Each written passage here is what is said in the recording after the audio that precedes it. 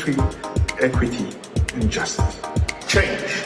Opportunity. Community. Collaboration. Collaborations. Building and developing. Future. Diversity. Diversity. Learning. Sharing. Sharing. Exchange. Cooperation. Hope.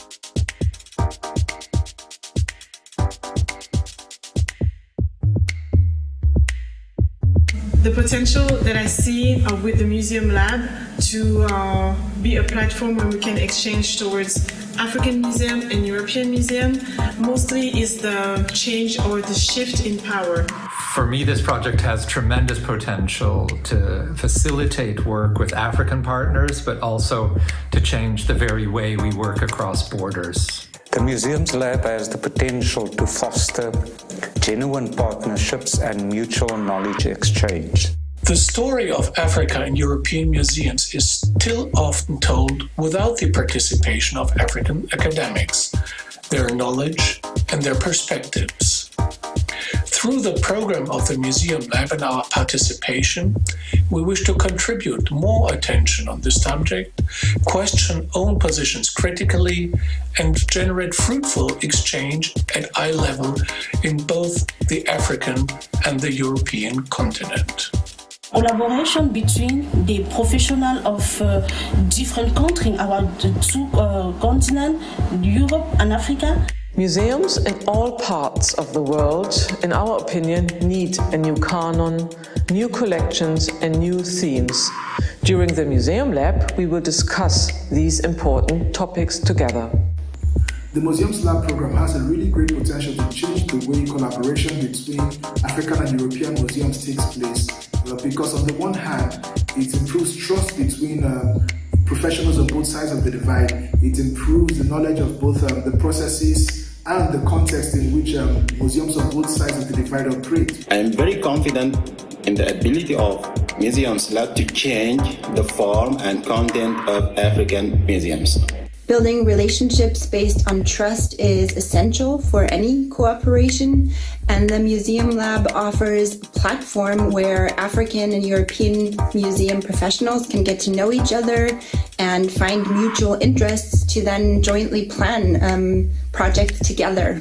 Yeah, it will also help to actually, in terms of research, in terms of collaboration, in terms of interpretation, and that can actually help African museums to learn a lot of things from Europe, and Europe also learn from Africa.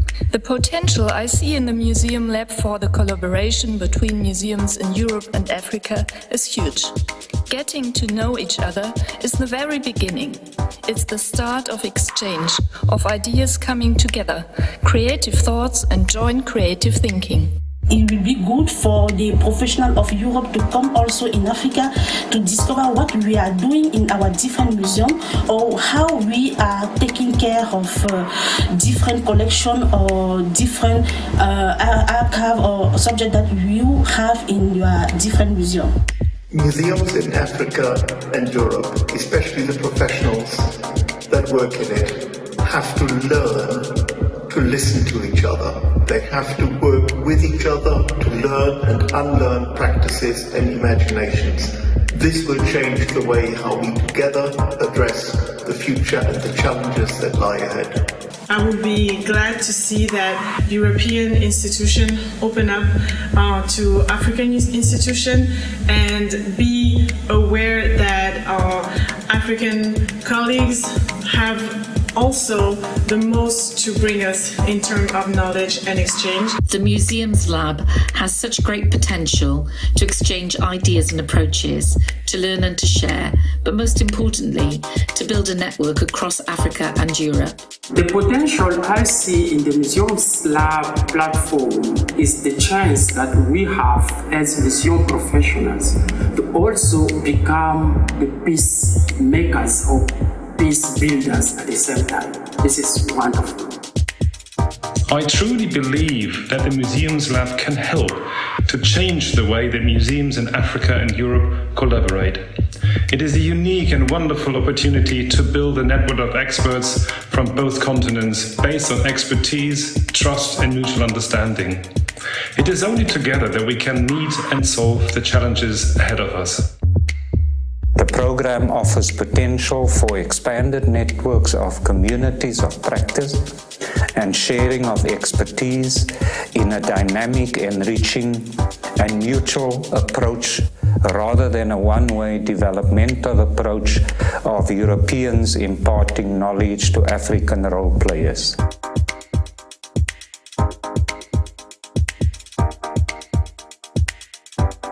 Learning from each other, being with each other, creates trust and understanding, it creates empathy, and on the basis of that, we can together solve global problems. Being an audience-centered museum, my institution joined the MuseumsLab program so we could learn from other institutions about ways to better engage our audiences. We're particularly interested in the areas of communication and the use of technology. From climate change to the future of cultural memories, all of this is very topical. All of this concerns each and every one of us, each and every one of our institutions, and it's great to work on that together. My excitement about the program is the coming together of different cultures. It shows me that restitution is not the end, that it's the beginning.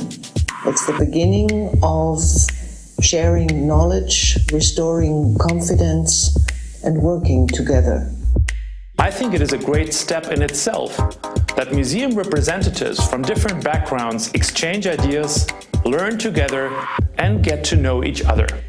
What I find particularly exciting about the MLab is the meeting of minds of various African and European experts and fellows on different aspects of museology and museography that define our operations as museums. So I'm hoping to just learn from everyone's experience, and I hope to be able to just exchange my knowledge and to be able to share. The MuseumsLab, it testifies to the importance all partners see in further developing European and African museum cooperation. What I found interesting about the MuseumsLab was the fact of learning from our differences. The MuseumsLab is changing the way how professionals in Africa and in Europe think about museums and their role in the future. This is such an exciting journey. We are extremely excited to have participated in the development of a unique symmetrical knowledge exchange program that involves so many African and European museum professionals. What I particularly appreciate about the project is the equal approach. The partners meet at eye level and are all united by the belief that we learn from each other and that everyone has a valuable contribution to make from their own perspective. The knowledge and new experiences obtained help to increase our knowledge and add value to what obtains regarding the management of our cultural heritage. We need time for this because we need to deepen the relations, the knowledge, and the projects.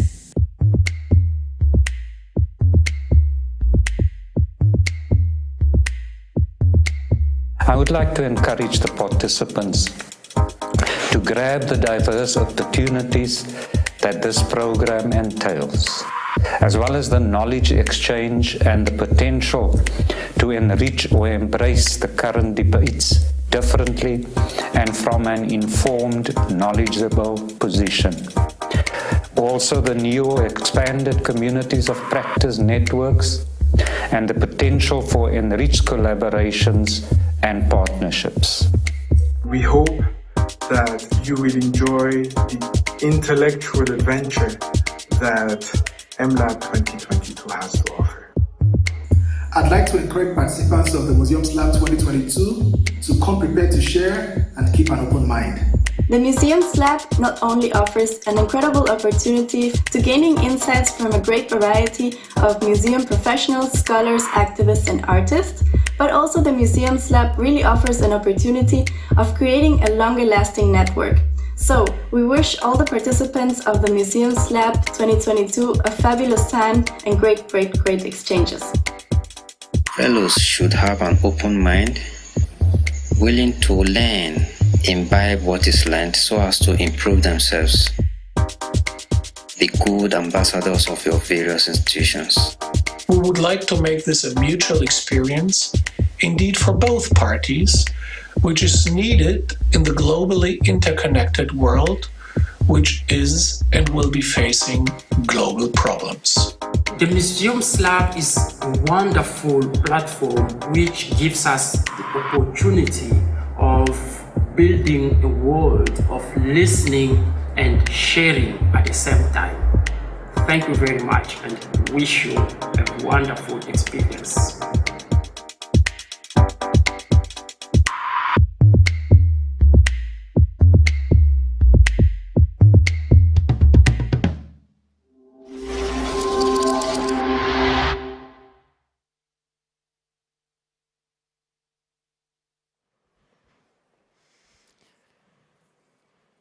A warm welcome to all of you here at this beautiful Saurian Hall in the Museum für Naturkunde Berlin, and to all of you watching the event in the live stream wherever you are in the world. My name is Amira Al-Ahl and I'm looking forward to accompanying you through this evening's event. The MuseumsLab 2022 is in full swing, and tonight we want to say thank you and celebrate the program which started last year as a pilot project and was a huge success. This year, 55 African and European fellows are participating, in over 100 lecturers, speakers and mentors from African and European arts, cultures and sciences, and 29 partner museums in Europe are part of the MuseumsLab. But all of this would not be possible without the funders of the MuseumsLab: the German Federal Foreign Office, the German Minister of State for Culture and the Media, supported by the German Federal Ministry for Economic Cooperation and Development. So a big thank you.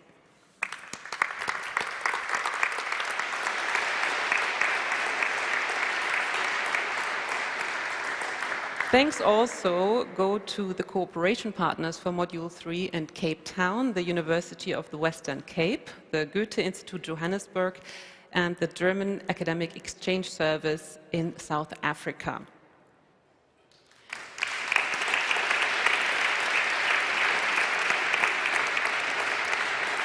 Thank you to our program partner museums in Berlin and Cape Town, and to our 30 partner museums hosting the residencies.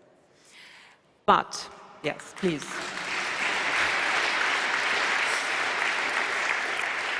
But, of course, without the participants, the MuseumsLab would not be what it has become.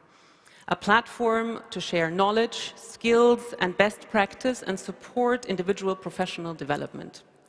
The 55 African and European fellows that are participating this year are filling the MuseumsLab with life. So, a very special thank you to all of you for being here and for being at the heart of what the MuseumsLab is all about.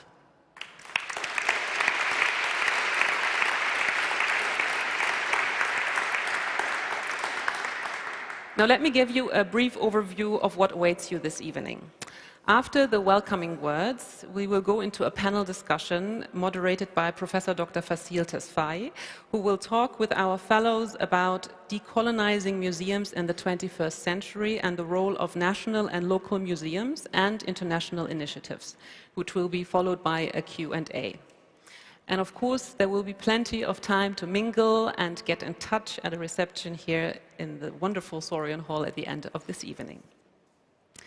Now, for the welcoming words, it is now my great pleasure to introduce to you the Director General of the Museum für Naturkunde Berlin, Professor Johannes Vogel.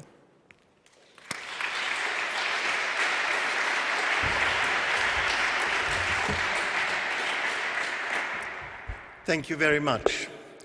A very, very warm welcome from all of us here at the Museum für Naturkunde to you, be it here in the building or at home, wherever you are.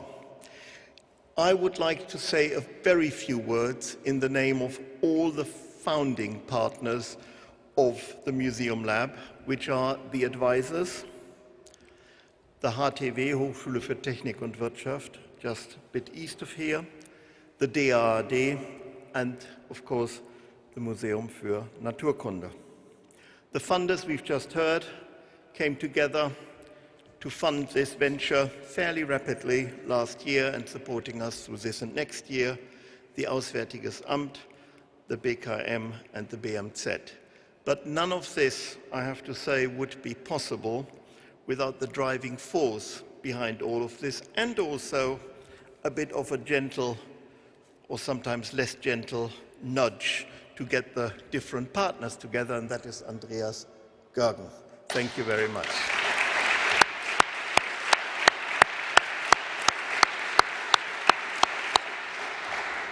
It was all of our pleasure to work with him to make this happen, and for my organization and for me personally, I can say we've learned a lot through that process, and I doubt that we are going to stop learning through this process, and I would argue again, this goes for not only the fellows, but also to the participating institutions.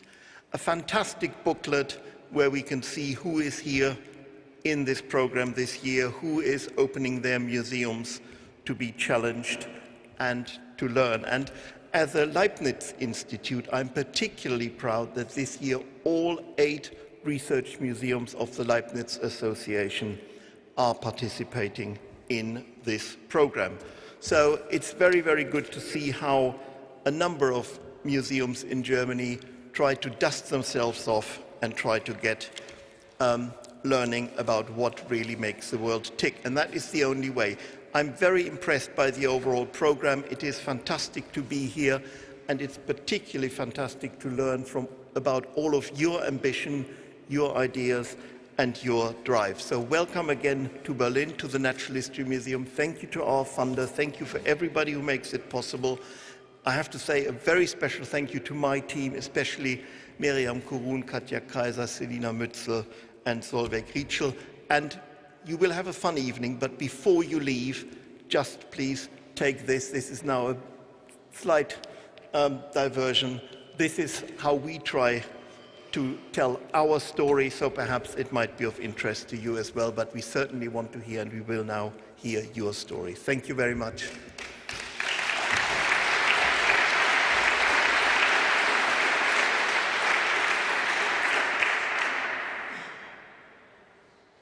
Mr. Vogel, thank you very much. I'm very happy to introduce to you now our next speaker, the Federal Government Commissioner for Culture and the Media of Germany, Claudia Roth. A warm welcome.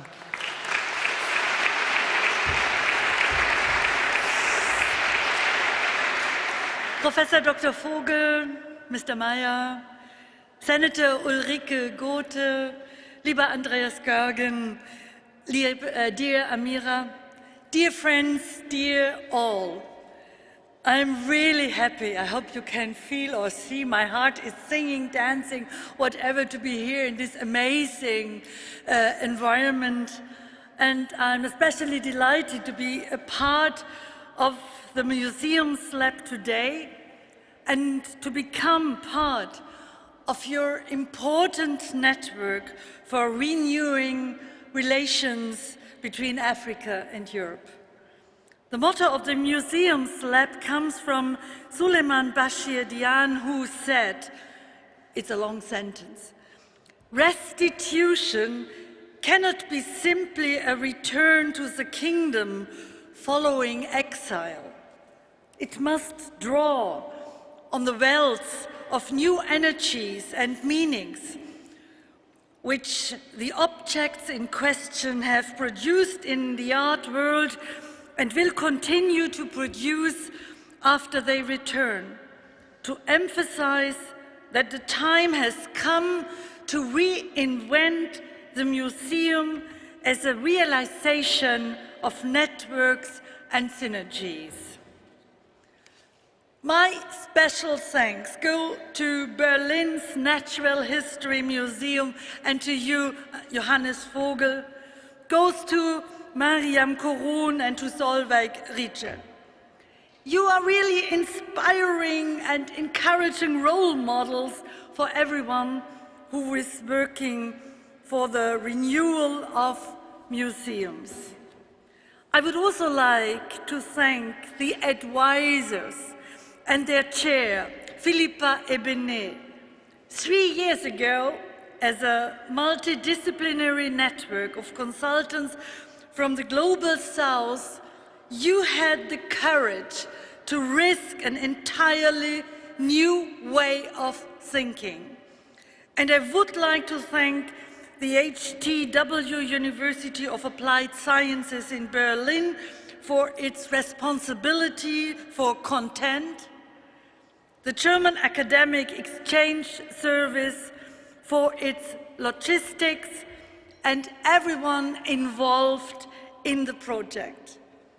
The MuseumsLab is part of a wide-ranging renewal of cultural policy in the relationship between Europe and Africa, between Africa and Europe, which is a project we all want to work on together. And so I would like to give a special welcome to all the African and European participants. Your participation is an emblem of hope and trust in our country. And I really do mean what I say. Your participation helps us to make our country a better, a more open, a friendlier place, a European Germany, a cosmopolitan Germany, a country that is redefining its role in its friendship with the countries of Africa, based on a fair, on a just, on an equal relationship. Ladies and gentlemen, dear friends, as I said in the beginning, yes, it is also about returning objects. We know that many of the cultural items displayed in European museums are stolen or were acquired in a way that would no longer be considered ethical today. By the way, they have never been ethically acquired. That is why they must be returned. Their return is a necessary precondition for a new cultural policy. And this summer, we and our Federal Foreign Minister, my friend Annalena Baerbock, will take an important step forward by finalizing the transfer of ownership of the Benin bronzes. But just doing what is necessary is not enough. We want to do more. We want to celebrate the universal significance of art and organize joint exhibitions, especially exhibitions of contemporary art. We want to celebrate the beauty of difference, of our immigrant society as a source of pride. We want all our memories to have a place in our society, even the painful memories of injustice, of violence caused by colonialism and imperialism. Injustice that remains a source of suffering today, till today. Restitution, reckoning with the past, and above all, our future, our common future. These three belong together. This is why I have made the Global South a priority for my cultural policy, and why I have asked for and received funding and political support. We are striving for greater international cooperation with African countries at all levels, both bilaterally and as a part of a coherent EU-African strategy. And in doing so, we also hope for reconciliation with Namibia. We hope to conclude a reconciliation agreement, and we hope for the success of the UN Decade for People of African Descent. The MuseumsLab project supports and furthers all of these goals. We want to learn from each other. We want to engage in discussions, in controversies, and most of all, we want to work together to change the world and to change ourselves. This also means that we will not stop with the MuseumsLab, but will also finally establish the new agency for International Museum Cooperation, the IAM. But the heart of it all is you, the 55 fellows from Africa and from Europe who are rethinking what a museum is and experiencing and learning what it can be. Welcome, welcome from the bottom of my heart.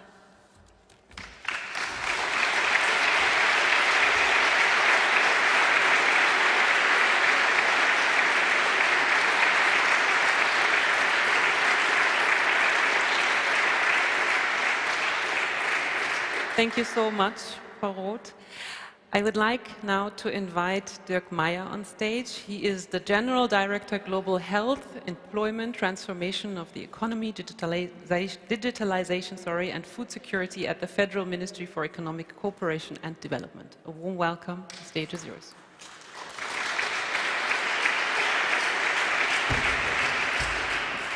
Yes, thank you very much, dear Commissioner for Culture and the Media, dear Claudia Roth, dear Professor Vogel, lieber Johannes, dear Senator Groth, dear participants in the 2022 Museums Lab, distinguished guests. Welcome also from my side to this year's Museums Lab. Welcome to Berlin, and quite appropriately, welcome to Germany's largest natural history museum. And I'm often being guest in this house here. Thank you very much. It's very impressive, yes indeed. The Federal Ministry for Economic Cooperation and Development, where I come from, gladly partners with the Foreign Office and the Commissioner for Culture and Media to found the Museums Lab, really a state-of-the-art initiative connecting young creative minds from Africa and Europe, and also ministries, which is not normal. It is quite impressive to see what has been achieved within just 1 year since the Museums Lab inception. More than 100 outstanding experts and institutions across Europe and Africa are participating in this project. So let me also begin by thanking all contributors for your dedicated work and support. Ladies and gentlemen, the Museums Lab offers the unique opportunity to develop a new vision of what museums and places of social interaction can and should be in the 21st century. They are platforms for public debate on pressing issues such as social justice, climate change, and so on. This means that all fellows are also visionaries. You have the chance to change the way we experience museums and cultural interaction in the future. Another distinctive feature of the Museums Lab is the increased and diversified exchange between African and European museums. This creates better access, physically as well as digitally, and supports the process of coming to terms with our shared past. So ultimately, the Museums Lab represents a long overdue departure from patterns dating back to colonial times, and we, coming from the BMZ, we strongly support and encourage this process because this past also provides the historical and political context for German development cooperation with more than 60 partners worldwide in the Global South. The Ministry for Economic Cooperation and Development works together with your countries, with you, with our partners. And our cooperation portfolio includes a vast range of issues, among other areas, health, education, social justice, climate change, gender equality, and last but not least, food security, currently especially relevant as a consequence of the war in the Ukraine, unfortunately. Many of our partners and partner countries are characterized by strong and creative young generations. That is why German development cooperation is engaged in efforts to help create jobs on the ground, including in the cultural and creative sector. In many countries, this sector has become a driving force for economic growth, income generation, and cross-sectoral innovation. Our initiatives are aimed at improving opportunities for vocational and further training, creating jobs, especially for women, supporting digital transformation, and enhancing social protection, especially in this informal sector. So the MuseumsLab fits right in with these priorities, combining on-the-job training with exchange of expertise and developing job profiles. With respect to the future design of the MuseumsLab, we strongly encourage the geographical balance between Germany, Europe, and Africa, including on-the-ground modules in African countries. We are delighted that this year, for the first time, one module will take place in South Africa. Ladies and gentlemen, the world is different in 2022.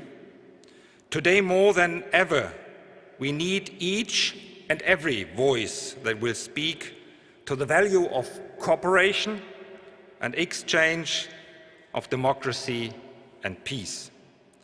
The MuseumsLab is about these values. It is a laboratory for shared perception and joint learning. It unites different perspectives, experiences, and expertise.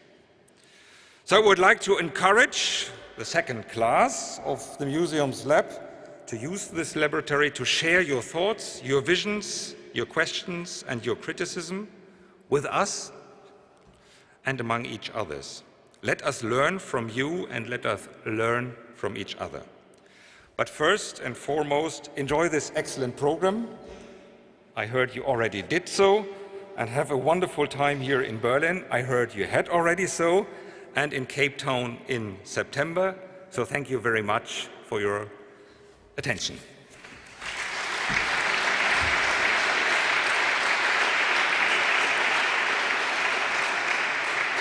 Thank you very much, Mr. Meyer. Now, Katja Keul, State Minister at the German Federal Foreign Office, could unfortunately not be with us tonight in person, but she sent us a video message, which we will see now. Dear museum directors, dear Professor Johannes Vogel, dear Claudia, dear fellows of this year's program, the MuseumsLab 2022, dear ladies and gentlemen. Early museums were cabinets of curiosities. On all images, we see people gazing at curious objects. Museums were meant to display what was different and exotic, from Egyptian mummies to the dinosaur skeletons. A picture of a contemporary museum would look quite different. We could see visitors listening to personalized audio guides, or maybe we could even see virtual reality glasses. And of course, the change goes well beyond technology. It's not set in stone what a museum is meant to be. We always have to reflect anew about its goals and its means. And in a globalized world, this also means we have to be much more open for non-Western traditions. The museum of the 21st century must be a place of a global shared knowledge. This is the idea of the MuseumsLab. The program includes more than 30 museums and 15 cultural and political project partners. This year's 55 participants come from 28 countries. My big thanks go to all of you. You will present your ideas to your fellow participants. You will exchange different perspectives. You will establish ties that will hopefully last for a long time. I'm truly convinced that such a mutual learning from one another is essential.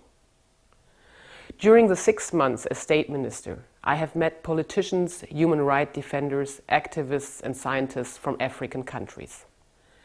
And in all of my talks, one thing was clear. Europe and Africa are direct neighbors. Our prosperity and our security are closely linked. We need each other. This hasn't changed because of the war in Ukraine. It makes this objective even more important. We need more exchange between the civil society in Africa and Europe. More students, more artists, more businessmen and women on both sides. And in order to shape a common future, we also have to come to terms with our colonial past.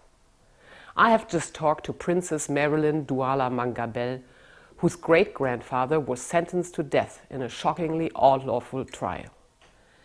The terrible crimes that were committed at that time can still be felt today in Namibia, in Cameroon, in Tanzania, and in many more places. To build a better future, you need to know about the past. It's not only about the return of cultural objects. It's about reconnecting to a collective history. Dear ladies and gentlemen, there are so many topics where Europe and Africa can and should work together. Scientific exchange, climate change, research on colonialism, and many more. Museums play a crucial part in all of these topics. The restitution of the Benin bronzes and the museum cooperation with Nigeria will open a new chapter of cooperation. The research on historic climate change carried out by museums will help us better adapt to the current global warming. Museums once started as places of foreignness. In the future, they could become places of togetherness. And you are part of this journey. I can guarantee you, the International Museum Cooperation will remain high on the agenda of the Federal Foreign Office. We have initiated an international museum agency, and we are determined to continue our substantial support for the MuseumsLab. I would like to thank all partners, among others, the Minister of State for Culture and Media, my friend Claudia Roth, the Ministry for Economic Cooperation and Development, the German Academic Exchange Service, as well as the Museum für Naturkunde Berlin. I wish all fellows a wonderful stay in Berlin and a fruitful residence in your host museums. And I hope you have a wonderful kick-off evening tonight.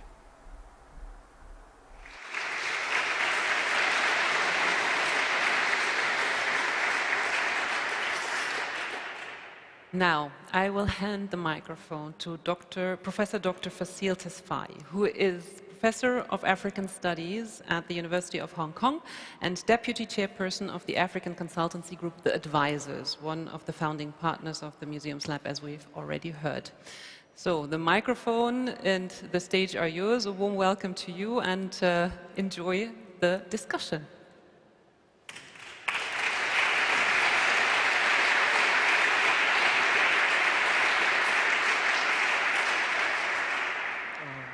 Dear Minister, dear guests, I am very happy to be here today and to be asked to moderate a panel that is going to discuss what has become in insider milieus the D word, which is rather perilous, seeing my background as an academic, but a very exciting exercise as well, and a very interesting exercise of pra-academia, praxis and academia together.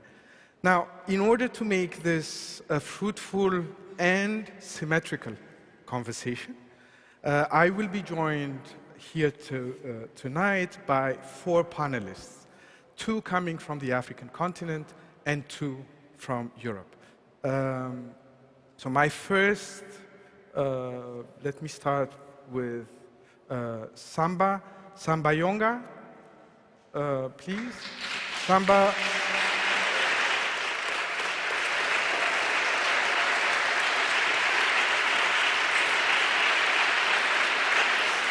Samba is an award-winning journalist and communication specialist based in Lusaka, Zambia. She's the co-founder of the Women's History Museum of Zambia as well, which was established in 2017, with the mandate to research and restore African indigenous narratives, knowledge, and living histories focused on women.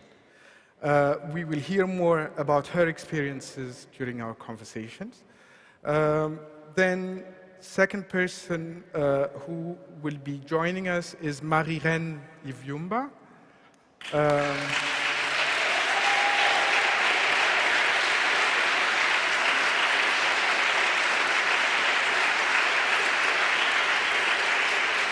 Marie-Reine studied journalism at EHECS. During her studies, she began to be active on the anti-racism activism scene, which inspired her thesis. She wrote on the subject of colonial memories and how they can appear different depending on the holder of the memory. She's currently in the Museum. So then we have Miranda Constance Lowe. Miranda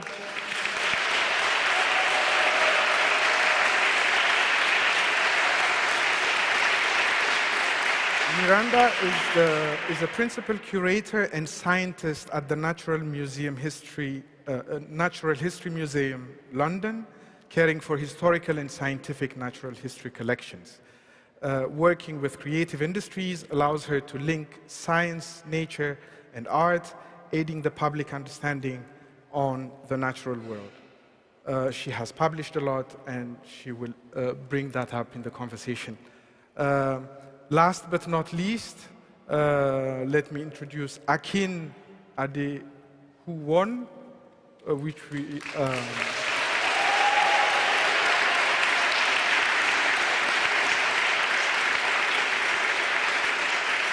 Akin is a museum curator from Obafemi Awolowo University in Ife. He's a graphic designer, 2D graphic cartoon animator. He's also an artistic director. He is also a lecturer. So these four fellows are the ones who are going to be leading the conversation with us. But as a teacher, I thought it would be it would be crucial to demystify a little bit this D word. Yeah, sure. Is that on? It is. So, sorry to interrupt the party a little bit. But Claudia, we heard your words about Germany, the new friendly Germany, and the symmetrical relationships. And Dirk Meyer, you asked us to also explain our criticism if we have. So, there's an issue that the fellows of the MuseumsLab 2022 want to address, and there's a letter that we wrote that I'm now going to read out. So, dear representatives of the federal German government, we would like to extend our gratitude to the funders of the MuseumsLab for enabling an innovative program that brings together professionals from Africa and Europe to address institutional and societal challenges. However, on behalf of the fellows and partners of the MuseumsLab 2022, we would like to draw your attention to the following. Several of the fellows from the African continent have not received their visas on time. They have therefore not been able to participate in the ongoing program in full. And furthermore, one fellow has not even been able to participate at all.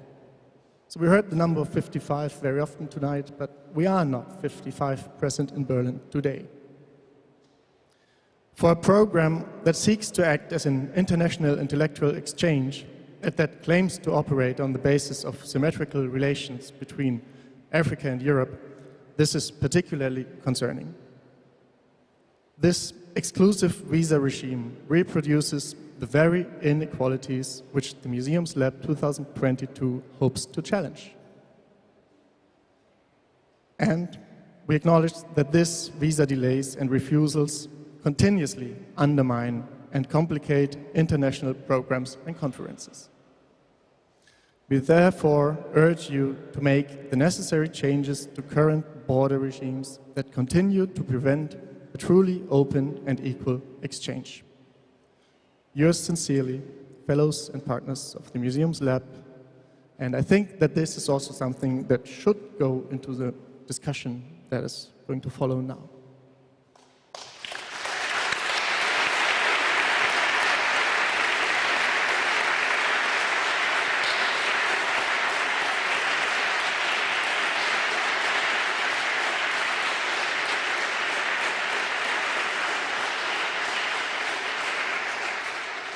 Okay, we have a panel to chair, and we have a D word to talk about as well.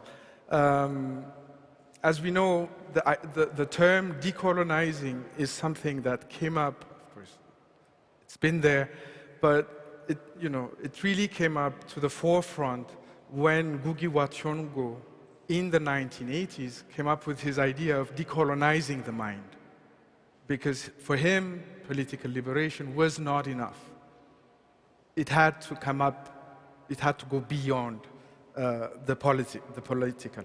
But in the years that followed, I think we have seen a wave of decolonization. Everything had to be decolonized. I was in Cambridge as a fellow. Suddenly, African studies had to be decolonized.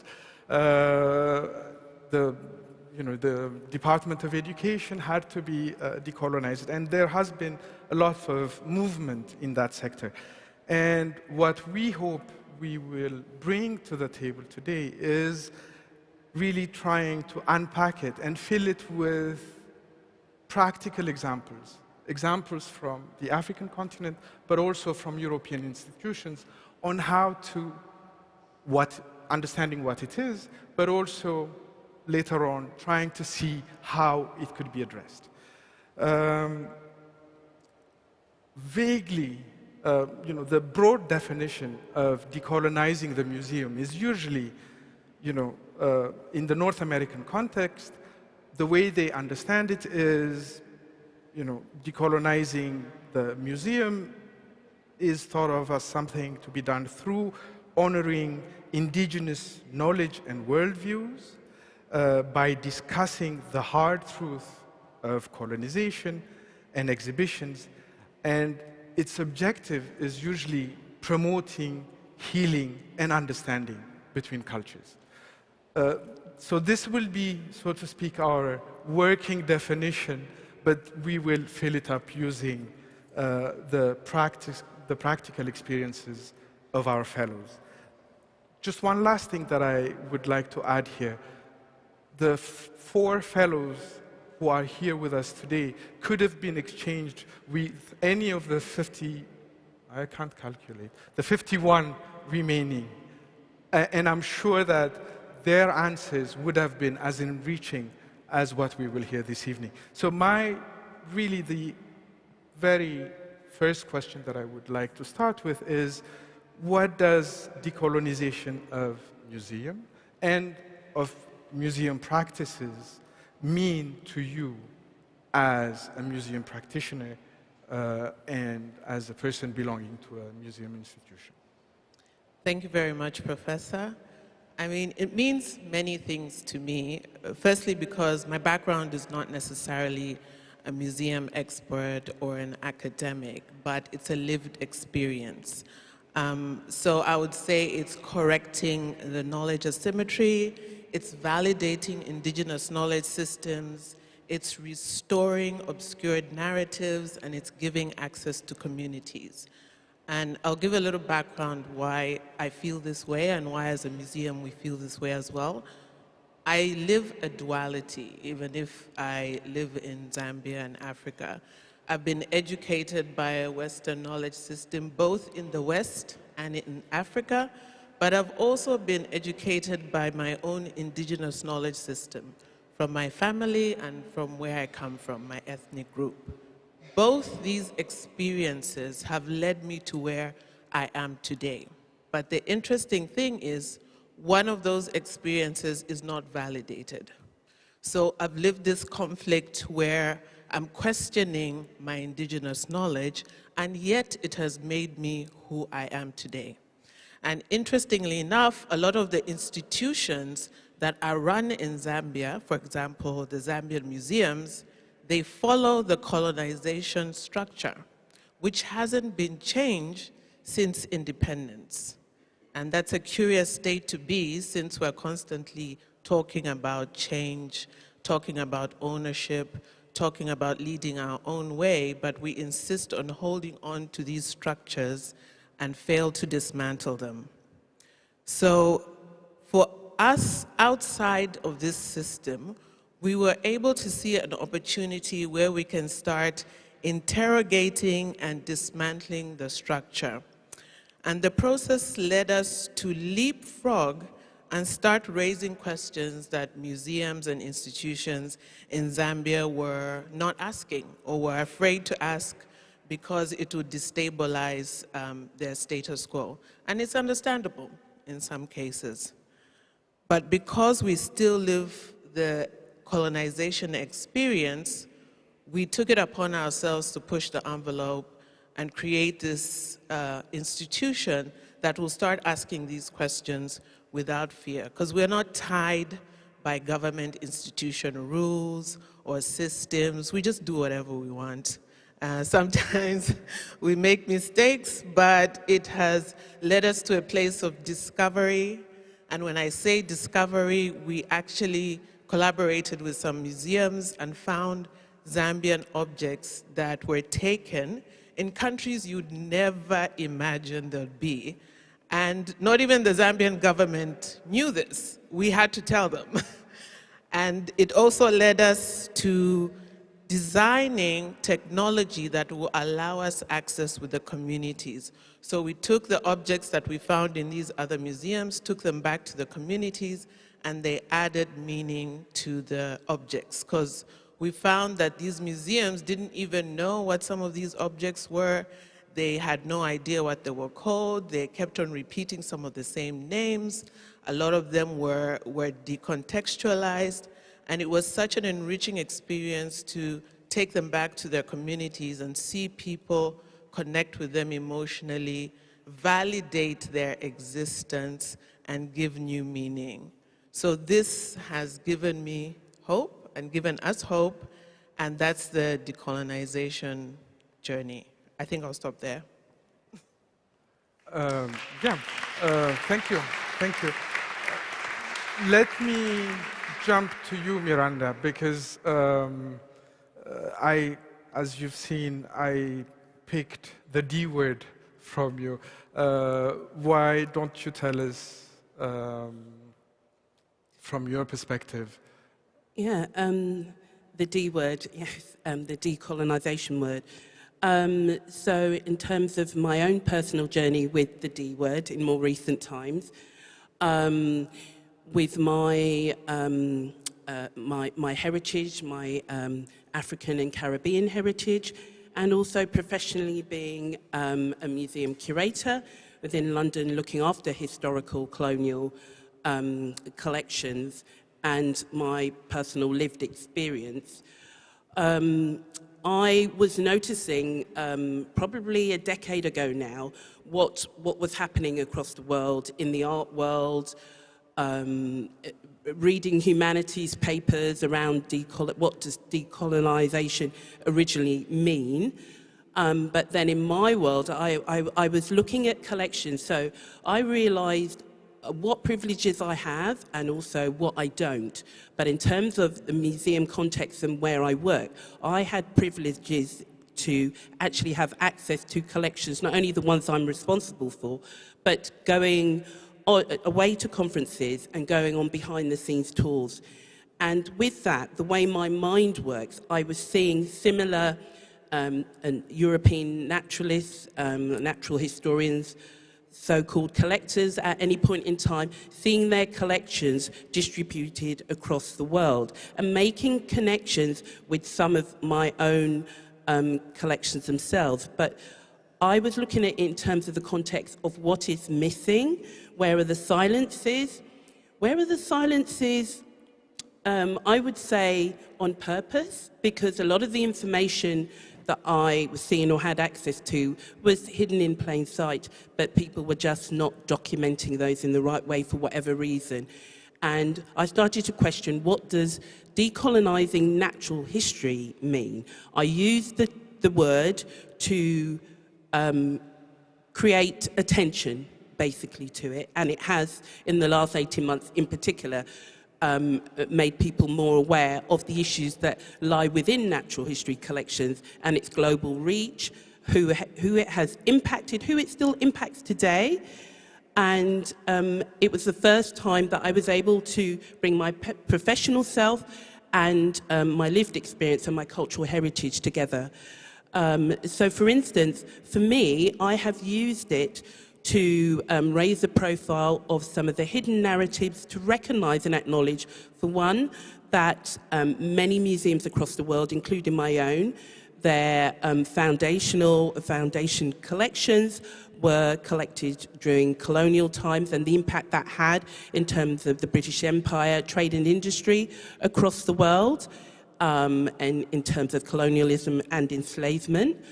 And also, I have used it to recognize those indigenous, Black and Asian people across the world that were employed either to collect or enslaved, but were doing collecting for the so-called collectors.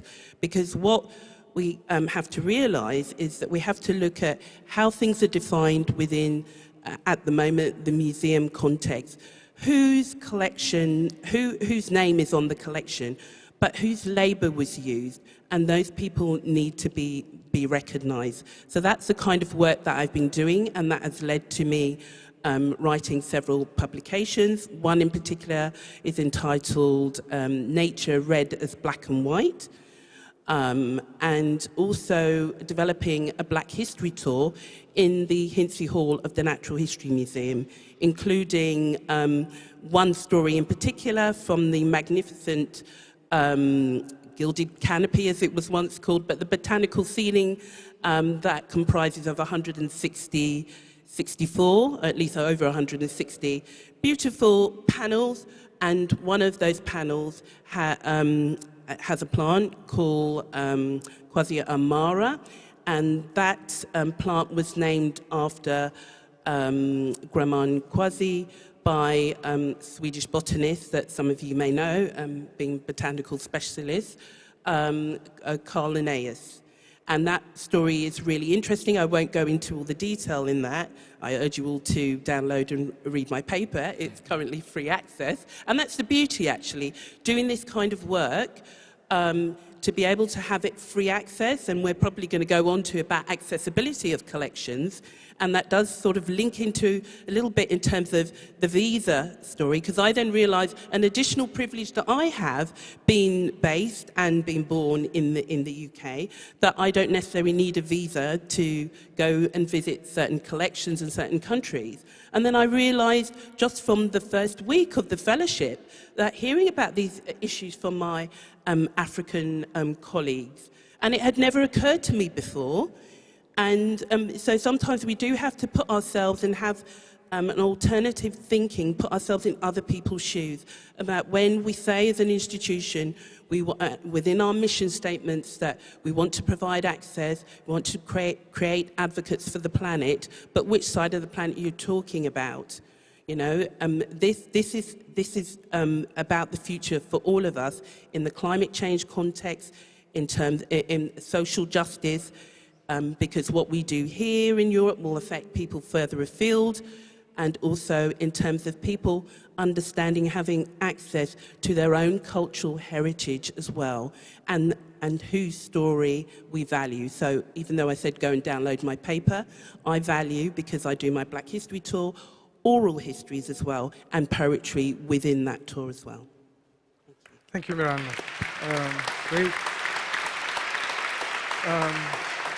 So I'm hearing, acknowledging, recognizing the plurality of knowledge systems.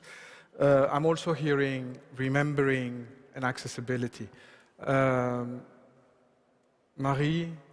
Yes. From your experience, how would you see, or how do you see and understand decolonizing the museum? Well, this question was a bit difficult for me when you asked, when you gave it to me this afternoon. So for you to understand my background and where I come from, so I was born in Rwanda, I grew up in Belgium, and I work now for the African Museum in Tervuren. So I studied journalism, and in the beginning, it was not an idea of me to work in the African Museum.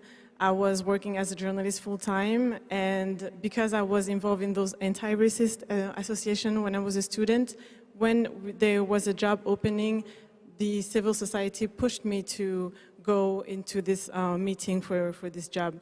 So I went there, and surprisingly, I'm here today. And it's a job that I really enjoy. And I had to say that the African Museum was really welcoming, knowing that they needed people who had the same background as me, people who looked like me, and they finally saw that they needed those type of profiles in the museum. So I try to come up with this little definition of decolonization. So for me, it's to realize that the colonial gaze is not the only gaze acceptable to tell history and to talk about the stories of the colonialized people. And it's a way to emancipate from your own history. Because I grew up in Belgium, I was taught history a certain way, that Africa needed civilization brought by Europe. And it's still taught today in Belgium. And I think, because I work in the public services of the museum, that our discussions that we have today are not, they're really not open to everyday public, and they really don't understand what we're talking about or what we're doing. So practically, I just want the public, an everyday public, to come to the museum and to come up with 3 things about our museum, to come up with the history of colonization, knowing what colonization means, and knowing the effect that we have on our society today. So that was because you asked me for a practical example, so yeah, great. That's what I have. Thank you.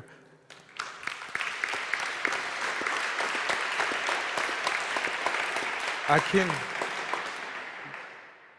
the pressure is on you now. Thank you very much, Professor. Mine is really going to be from within, and that is the indigenous part. I'm Yoruba from Nigeria. And the stage where we are in Nigeria is to decolonize Nigeria. Because even Nigeria is a colonial product, right? So I claim my Yoruba-ness, my Yoruba background. That's what I'm representing today. And I say that my understanding of colonialism is based on that. You know, this same Berlin produced Nigeria by the cutting up. You're all aware of that. And to go then to the Yoruba-ness, Mojuba, because the Yoruba says Iba. Iba ati yojo, Iba ati woorun. The cyclical theory existed in the Yoruba system before colonization. So I pay obeisance, I salute you that are ahead of me, you that are behind, my peers, and all in the spirit and in the physical. Having done that, I now say, the Yoruba system has been one system that has thrived in spite of colonialism. I say these with the serious risk to my young colleagues and young participants and members even of the fellowship, because we've had such powerful and rigorous discussions. And Yoruba also says, I'm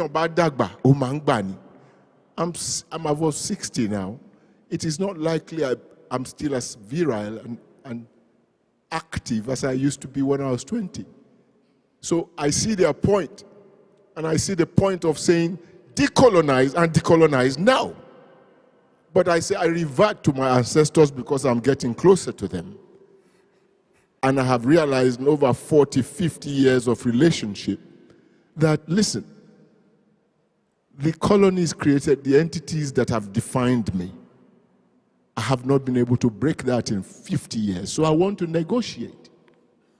I have realized my low-hanging fruits, and my prayer as a Yoruba has brought me here through the MuseumsLab. Works of complete seamlessness have been done by people like the advisors represented here, Professor Fasil Tesfaye, wonderful people. Who could have influenced that? Not me. So if I happen to get here, as I have done, I want to approach the low-hanging fruits. Germans came to this same Nigeria after the division of 18 whatever in Berlin, this same Berlin. They did so much work in Ileife. My ancestor, Leo Frobenius, who has an institution in Frankfurt where I plan to be, I don't know how, because UK hasn't even given me the visa to get to UK for my residency. They are still grappling with that. But I know I'm going to get there because that's my low-hanging fruit. It has appealed to them to bring me here. So I'm going to get the materials that Leo has, which my grandfathers in Ife don't have. He brought Carl Arians with him to draw. He took photographs. My grandfathers didn't have cameras at that time. Yet we had ways of keeping our objects and our images, which I've mastered as a curator over 30 years. You don't have that. So I'm here to negotiate. Murray started the museums in Nigeria. They built, creating spaces, developed and built up spaces for material objects of Yoruba extract. It was not our way, but I've mastered it. So I'm here and I'm happy. I want to be a part of decolonization, but materials that I get from here is going to help me. So I'm not combative, I am negotiative. And that's what I tell my younger ones. They don't like it. But that's what I want to do. Because I'm closer to the ancestors now, and what I can leave for them to continue the fight is more important to me. So decolonization, even the word needs to be decolonized, because Yoruba decolonization. It doesn't exist in the Yoruba. And my language is the vehicle of transmitting my culture. So many things I could say, but you won't hear. Just like I couldn't even tell the German that I needed to use a toilet yesterday. So I need to decolonize by negotiating. If you can hear some of my words and give me some of the pictures from Leo Probenius, and I take some objects that are probably hanging in the 4.5 million objects I was told is in another museum today, oh, that would have made my day. Thank you very much.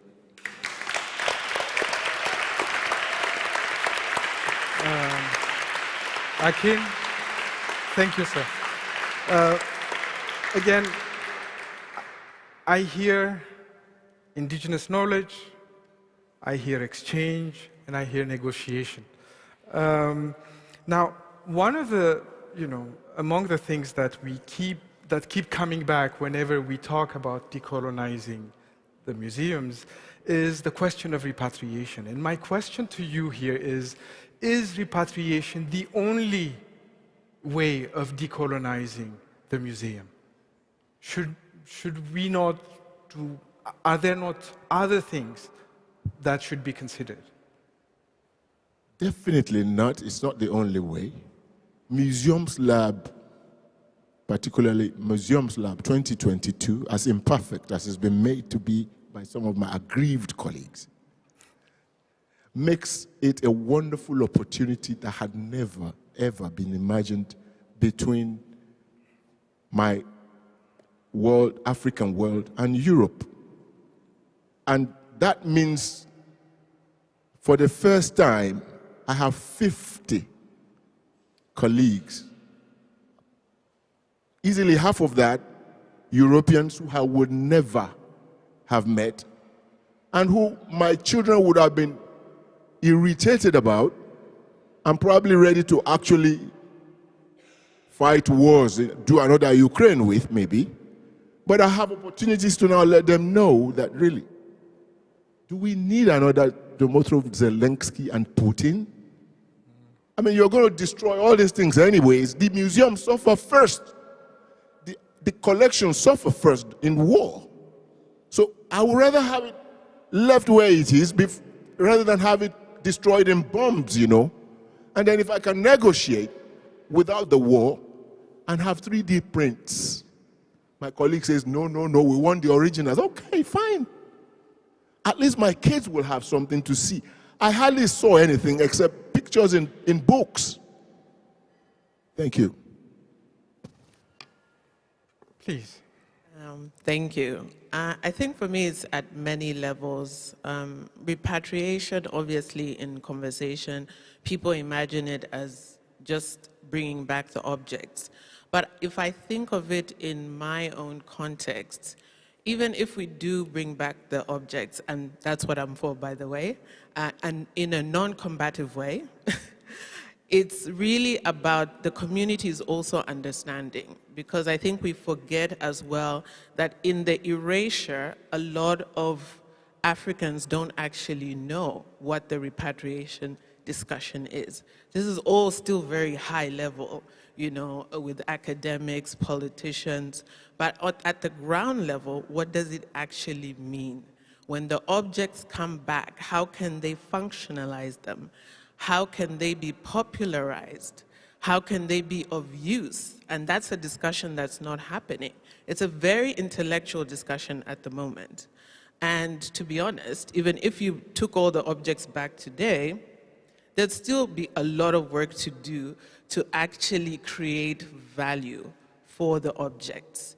So for us at the museum, we really interrogate that subject as well. Like, how do you now create value? I talked earlier about my own indigenous knowledge not being valued. I know it because my parents and our ethnic group are still very rich, but there are a lot of my countrymen, my friends, who actually don't know any of their indigenous practices. They don't go back to their home villages. They only speak English.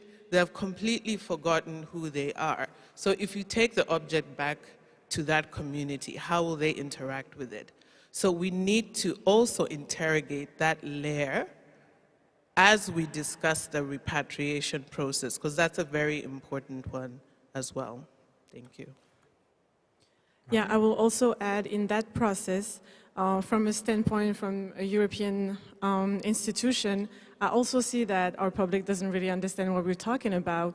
And with my discussions that I have with a social organization, they also ask me, why don't we talk about this in the media? I come from the media world. I know it's a powerful tool to educate people and to transmit some messages. So I would think it would be a great idea to have this topic discussed on TV with many TV shows, just educating the viewers on those simple questions. What is repatriation? Why do we need it? What is restitution? Because the fear of most of the public that we have in the museum, they come and they ask us, so if everything is going back to Africa, we won't have anything to come to in this museum. So they really have this angst, this fear of not seeing those objects. And I think it's a discussion that we all have to have together, and not, I mean, of course, the African discourse is super important, and those are the first people to have discussion with, but we will have an effect too in Europe, and I think that our public needs to be educated on those questions, and for now, I don't think they are. Miranda, before giving you the opportunity to comment on that, some in the business would say that curatorial diversity is also one way of decolonizing the Western museums. Could you add that to it and then give us your comments? Well, I'm not going to add much commentary to what's already been said. I definitely agree, especially with Samba, what you mentioned, and the fact, I've thought about this for a long time because I do go into communities in my spare time and listen to conversations, and it is true that I don't feel they understand. It's very high-level conversation, and you know, all heritages, all audiences, all ethnicities need to know what these mean. and and that there are policies around them as well. Don't think we explain our policies. Not easy to grasp, to understand that, because once people in general have an understanding about what these words mean, how we use them, their policies behind it, it would allay certain fears and make conversations, I would like to think, would go more smoothly. It's all about communication, building trust in communities about things as well. That's massive. So that's just my bit on that. Sorry, Cecilia, to the original question. About curatorial diversity as... That is part of the decolonization process. So a lot of the work that I do is around diversity in the sector. So I'm co-founder of a group that was founded in 2014 called Museum Detox, which is, well, it originally started for people of colour that work in the UK in the arts, heritage, culture sector. We now have international members, but that is a support network. Also, we wanted to originally see how diverse the sector was in the UK. It's diverse in many ways, but not curatorially. Not those that have the job titles, such as myself as the principal curator, looking after collections. And I think there will be greater insight into collections if there was more diversity of those in the role of looking after collections that have the lived experience, the cultural heritage, providing greater insight. And with that being said as well, not just curators, but also curators working alongside social and cultural historians as well. That's really important, because what we're talking about here is multiple, in terms of diversity, it's multiple perspectives that looking at, I mean, we could all look at one object or one art painting on the wall and come up with different ideas of what we think that means and feels to us. But how amazing it is to have someone, or the person who actually painted it, that you could actually hear from them of the reason why they painted it. So that's why, and it's all around who we value as well. I don't think because I have this professional job title that I know it all. And that's why I have loved so far, and I will continue to love, and applied to be part of this fellowship. Because for me, I know that some of the stories I tell, even though I'm raising narratives to acknowledge Indigenous peoples around collection and collections, but I know that my Black History tour is coming from, even though I identify as a Black female with Caribbean heritage, but it's from my perspective, and I live in the UK.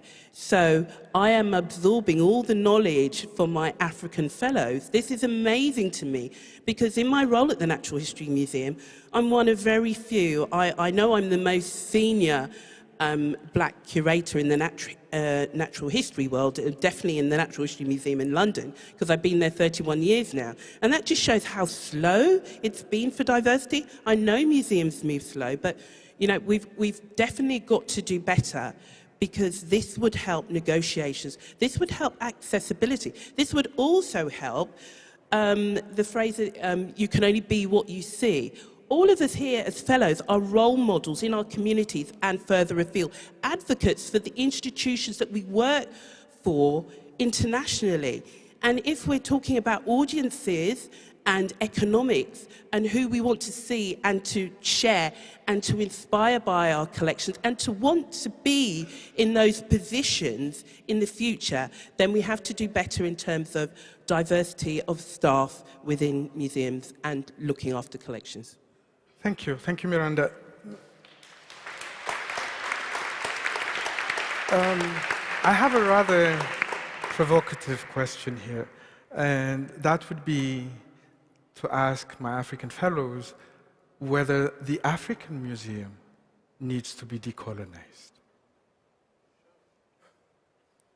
And here I'm thinking also, just to give you some cue, I'm thinking in terms of training, is there, because some suggest also training as being part of decolonizing the museum, right?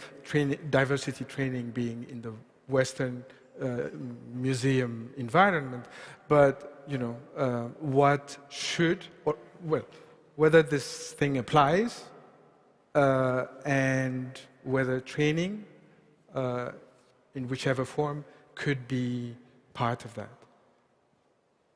I tend to go too much further than your expectation when you give questions. So I'm going to do it again. I said the word museum does not exist in the Yoruba system. Mm-hmm.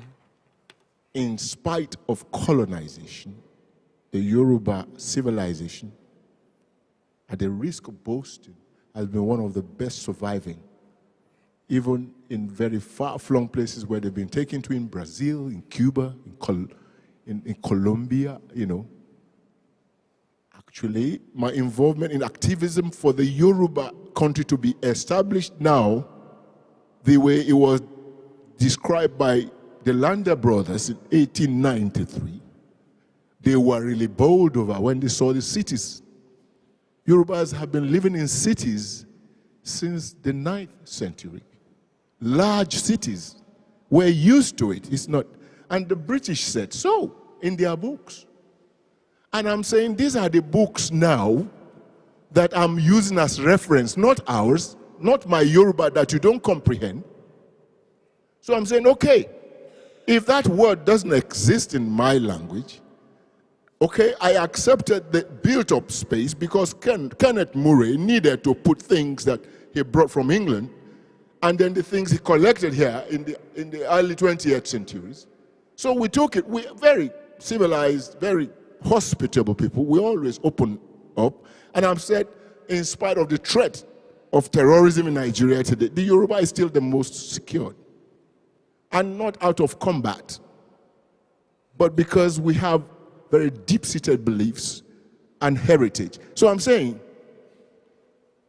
decolonizing or African museums, as far as the Yoruba is concerned, I also consult for 3 Yoruba kings and the head of all Yoruba kings, Ooni of Ife. So I run, by the grace of God, I'm the director, artistic director of the first Olojo key festivals in Ife. And our museums existed with the festivals. Festivals were platforms to display objects of heritage in Yoruba land. And this was done millennia before the contact with the West. And most of the things that my very benevolent, well, through the MuseumsLab, people who are from Germany, as a matter of fact, Germany gave us another icon living who's now just passed away, Susan Wenger, and her former husband, Uli Baya. These are our Atonriwa gods in Yoruba land today. We recognize the Orishas even when they come from abroad. So we are not threatened. So I'm saying, yeah, we need to decolonize what you gave us. Decolonize it for you. Maybe if you find it acceptable. So that we can inculcate it into our festivals. Because we kept those heads, that the copper heads they found, which they said belonged to Atlantis. We kept them hidden in the soil because we understood the soil. Amanju Baile, we speak to the soil. We still speak to the soil. So if you allow us, we will exist. We'll change the museum, decolonize it to make our people now understand, which is what we're trying to do now, particularly in Yoruba land. We take the museums to the festivals and return the objects. Maybe not into the soil, but into the buildings you gave us. Thank you.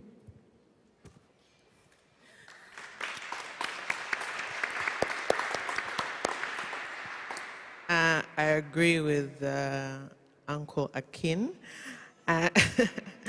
But also, something to also consider, Professor Vogel the other day said, museums in the West largely tell stories of old and we must tell stories of the future. Interestingly enough, again, when I think of my own context, our own context in Zambia, we're constantly telling the stories. Like Uncle said, it's a continuous process. It's a lived history. You know, it's just that the institutions that we call museums in our countries follow a certain structure that separates these two experiences. And it need not be that way. They can coexist. There's not either or. It can all go together and create an even more enriched experience. But what is happening now is one is being sidelined and the other one doesn't have a proper fit. And it creates this tension that nobody knows how to address. And that's where the decolonization would need to happen. Great, thank you.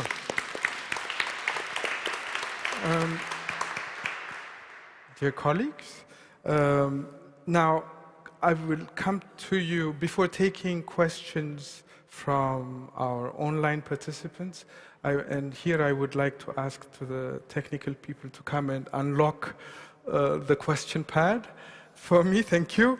There was a lot of question about, you know, the museum of the future, right? So, you know, developing new kinds of museums in Africa or in Europe, is that, you know, would that follows a certain standard? Would that be a solution to creating the ideal decolonized kind of museum? It's, again, difficult to answer this question because when we say we have an ideal of decolonized museum, I don't think we know what it is now. It's a process. We are trying to be better as a museum throughout our practices, etc. But I will say one of the things that is really important in museums today is to open the discourse, to have our public come to us and tell us what they want to see. Having, you know, diversity in our different teams. What was funny, it's a practical example again. A couple years ago, the African Museum hosted a permanent exhibition, a temporary exhibition in the museum, and that was the first time that we had an African artist with an African curator, only them to do the exhibition. And what I saw with our public coming in is that they were so emotional because they saw themselves being represented through his art and what he was saying, because the lived experience is also super, super important. And as a young Black woman, I don't really have felt that way when I go to museums in Europe. I don't really feel connected to the exhibition or seen. And I feel like if we do that more often, if we have different people coming in and sharing their experiences, like today, like the Museum Lab is trying to do, this is going to be really, really enriching for us.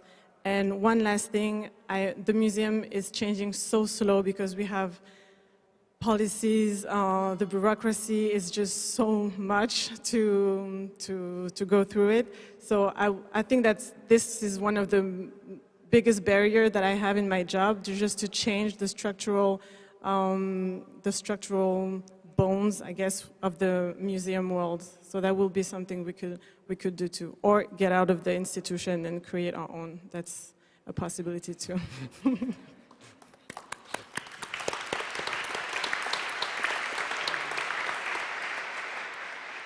Yeah, I totally agree with what you've just said, and things being so slow, or policies, not allowing those people working on the ground to be very nimble in terms of change. But Cecile, you were talking about museums of the future, and you know, during this pandemic, we're still in it, but you know, the height of it, people were creating their own museums a lot more online, the whole digital aspect. I know there's big conversations around that, but people were defining what was personal to them, what they thought, their museum, their collections of stuff, their thoughts of ideas, their take on the world, their take on museums that are physical spaces as well.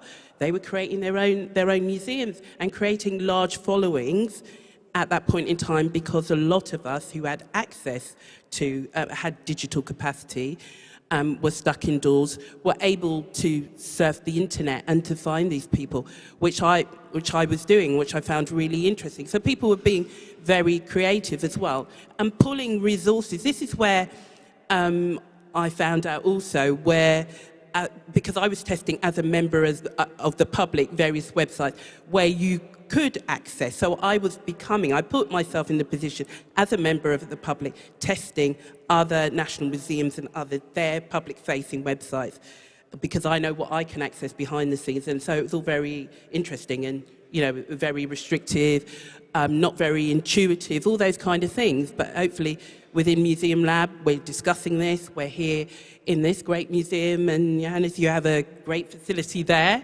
Digitization Street. But all conversations going forward in terms of tech. But we mustn't forget as well that not everybody in the world has access to this. And we had some conversations yesterday about that and you know, talking through solutions around it, that there isn't this digital capacity to everybody in the world, and how sustainable all of it is in terms of us having access in that way. But I think that's all I'd like to say at this point on that. Great. Thank you, Miranda. For time reasons, what we are going to do is allow 2 questions from the public to our speakers. If you have questions, please raise your hands, make yourself seen.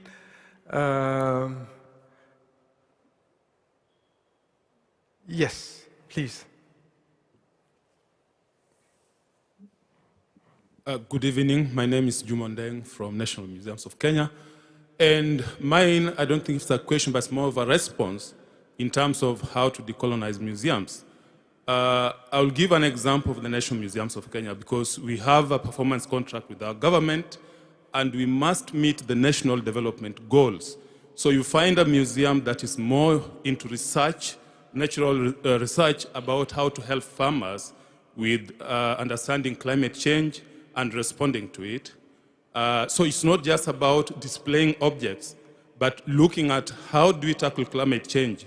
So we have indigenous forest and helping local communities on how to tackle the issue of deforestation by giving them alternatives to access that forest, but they use it to keep bees, for example. Now, so one of the things that African museums need to do is to look at what does the people need, and addressing the national development goals of the respective countries will be the best way through which museums will be responsive to the needs on the ground. Because it doesn't matter for us, for example, to have nice cabinets where we keep objects in a country where people are dying of hunger, or they are faced with a problem of poor education, a problem with the healthcare, etc., etc. So it's also incumbent upon museums in Africa to start addressing the needs of the people and the vast majority who live even below poverty lines. Thank you.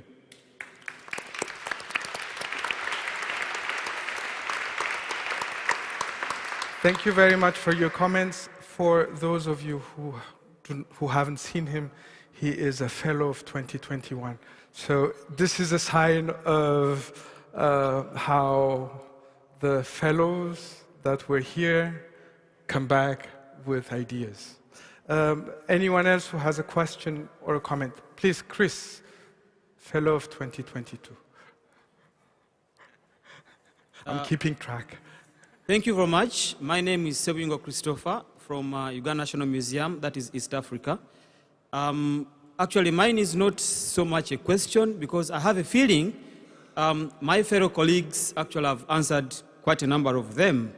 But this is also a challenge to not only the participants or the fellows here, actually reflecting from our political wing who have presented today. It's an amazing kind of commitment, and I want to feel that the emotions that were presented in the speeches actually transcribes to what is happening today, the MuseumsLab. So the issue of decolonization, I have a feeling it's not all about returning stuff back in Africa or returning physical or intellectual property. But it is also a question of handling our in-house issues first as an African continent, but also forging ways on how to cooperate the language we are using in this kind of process. I need to see questioning the history on how these collections actually entered in the museum space, both in the West and the South. So if that happens, actually, we are going to open up our willingness and the practicality of it in actual sense. So I am very happy that MuseumsLab actually is giving us an opportunity not only to express here, but also to have that kind of support when we get back home. Thank you very much. Thank you, Chris. Great.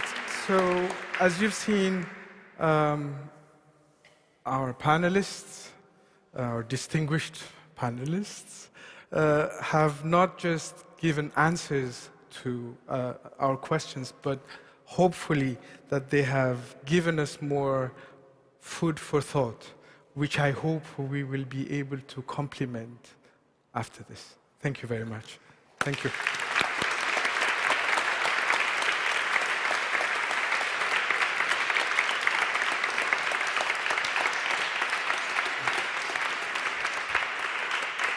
Thank you all very much for this enlightening discussion. Thank you so much, Dr. Tesfaye, and all the fellows who have participated. This means that we have come to the end of today's event, or let me say nearly, because I have now the pleasure to invite you to a reception here in this beautiful hall to mingle and to deepen the discussion that has begun here on the stage, and for the fellows already on Monday with the module 2 of the MuseumsLab.